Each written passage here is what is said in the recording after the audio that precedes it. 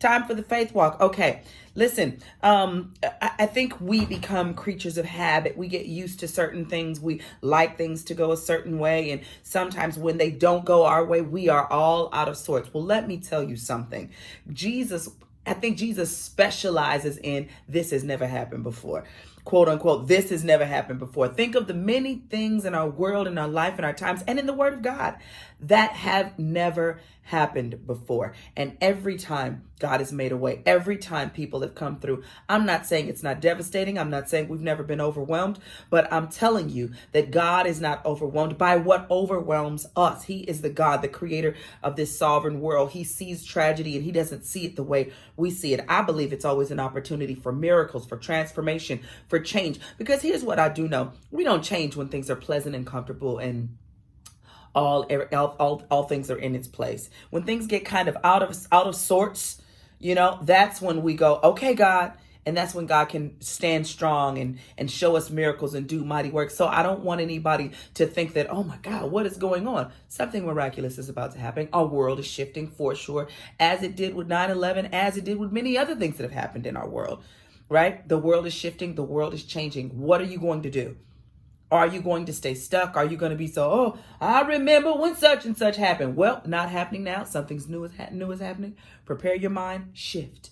Prepare for what's coming new. Shift. Shift in your spirit. Shift in your prayer time. Shift in your fasting. Shift in your word reading. Make sure that you are shifting your thoughts. Don't be so upset that that they said that we can't leave our houses and have large gatherings. We're going to have to gather another way. We'll have to figure it out. Thank God for Skype and Zoom and all those things. Let's not be too overwhelmed and realize that God is still in control. Wrap your mind around what is happening. We have to. I will not wrap my mind around fear. Just like when, I remember when I first started traveling, I could go to the airport and see my loved ones off to the gate. If they could see me, now they can come past TSA. That was a change and a shift in our world, right? After riots and things like that, our neighborhoods shift. My neighborhood looked different where I worked. After the riot, buildings were burned down. Everybody's normal places, grocery stores and post offices had all changed. But guess what? We adapted and we shifted. And sometimes that's what you have to do. So I'm praying that you guys all learn to shift, right? Is there anything too hard for God? No. Jeremiah 32. Behold, I am the Lord, the God of all flesh. Is there anything too hard for me? Right? That's what the word says. And if God is that, is there anything too hard for me? Come on, I'm God, right?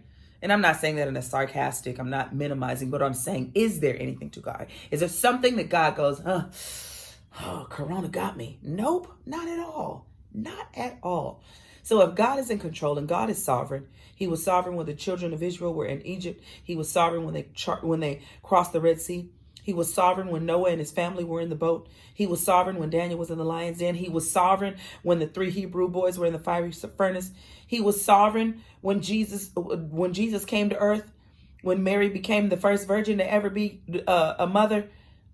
God has always been sovereign. Trust that, rest in that, and don't worry. All right. That's my faith walk for today, ladies and gentlemen. Love you and I mean it.